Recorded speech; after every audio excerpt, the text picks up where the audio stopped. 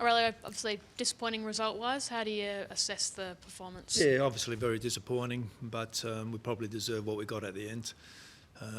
Didn't start very well. You know, we spoke all week and we trained all week about being careful with the ball because they're very strong in transition. And within the first minute, we turned the ball over for no reason and they've got a shot on goal. So that already set the scene. And it really didn't get too much better in that first 15 or 20 minutes. And then we were so static. We just passed the buck on to someone else. So really didn't take any strong responsibility within the individual. So that was disappointing. Anything you can put it down to? Like, did it feel off into the game or just started and you're like, oh? Generally, we start strong. We set the tone. We didn't set any tone today. Really, it feels like sort of some similar themes you've had after some of your previous games in the past few weeks as well. I know you've been trying things like, do you have to try something else maybe to bring up the intensity or...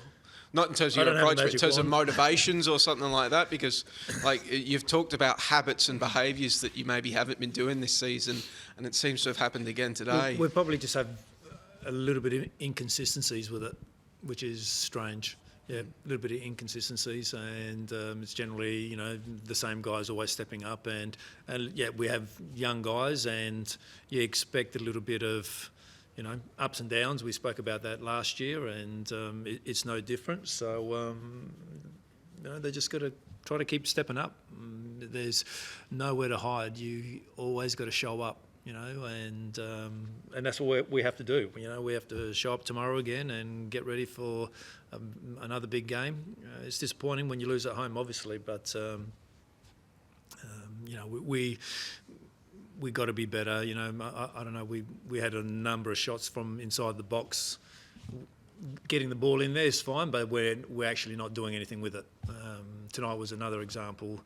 You know, some reasonably good opportunities that we didn't capitalise on, and you know, the keeper made a couple of decent saves, but that's all part of it. Behich made some saves as well, so.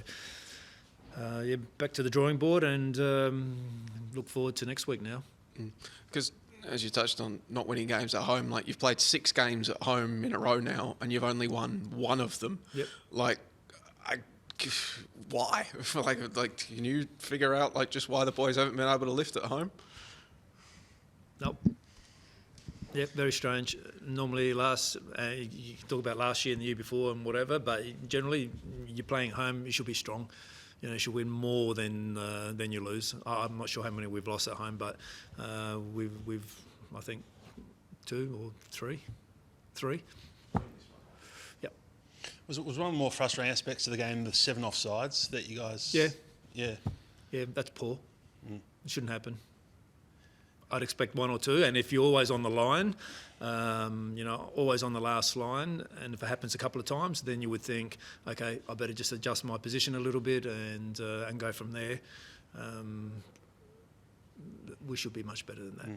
And you mentioned today, as you did a few games ago, the fact that you are creating chances, is that the sort of the one positive that you take from this game? Because you are getting in there and you are creating chances, just the ability to convert, I guess. Yeah.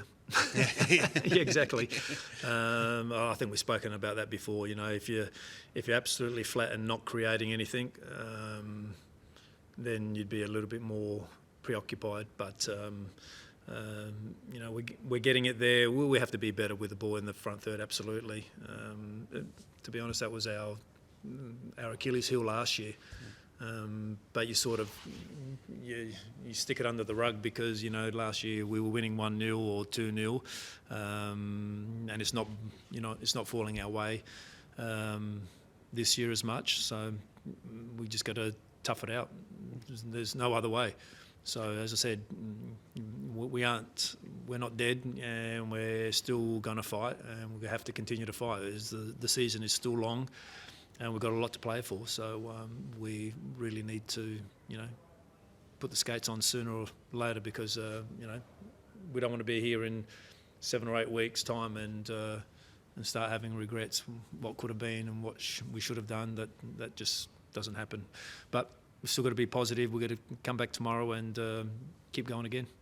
And what did you make of the challenge on Drakovic? Do you think that could have been a straight red, or were you happy with the yellow? Or Which one, sorry? the one on the outer wing? No, it was just in our half, wasn't he? Yeah. I think so. Just Andy starting ahead of Max today, was that just a general selection thing or a fitness thing after the tight turnaround? I think it was because they did play a bit of a high line, hence the offsides, the timing of it.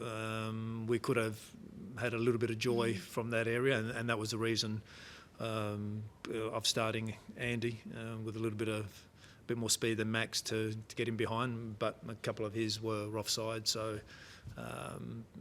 Just the timing of the runs. And again, you always got to...